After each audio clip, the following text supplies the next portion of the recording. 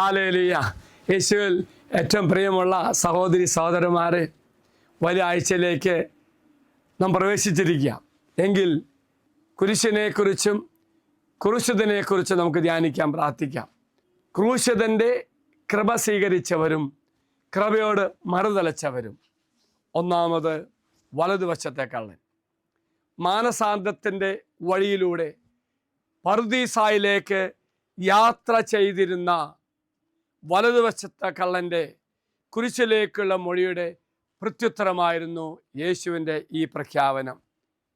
യേശു അവനോട് അരുളി ചെയ്തു, സത്യമായി ഞാൻ നിന്നോട് പറയുന്നു, നീ ഇന്ന് എന്നോടുകൂടെ പറുദീസായിലായിരിക്കും.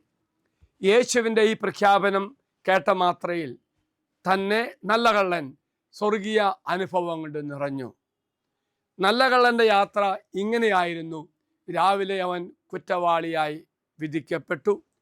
ഉച്ചയ്ക്ക് അവൻ കുരിശിലെ അപരിചിതനെ പരിഹസിക്കുകയായിരുന്നു.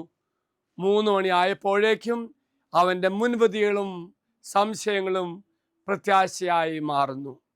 പാപമെല്ലാം നീങ്ങിപ്പോയി. വൈകുന്നേരമായപ്പോഴേക്കും ശാരീരിക മരണം ഉറപ്പിച്ചു. ഒരു നിമിഷം കൊണ്ട് കർത്താവിൻ്റെ തിരക്തത്താൽ ഒരു കറുത്ത ആത്മാവിനെ വെളുത്തതാക്കാൻ കഴിയും.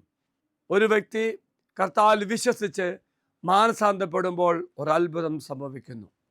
വലതുവശത്തെ കള്ളൻ അവൻ തെറ്റേറ്റു പറഞ്ഞു, ദൈവത്തെ ഭയപ്പെട്ടു, ശിക്ഷ അർഹതപ്പെട്ടതാണെന്ന് സമ്മതിച്ചു, കർത്താവ് നിഷ്കളങ്കനാണെന്ന് വിശ്വസിച്ചു.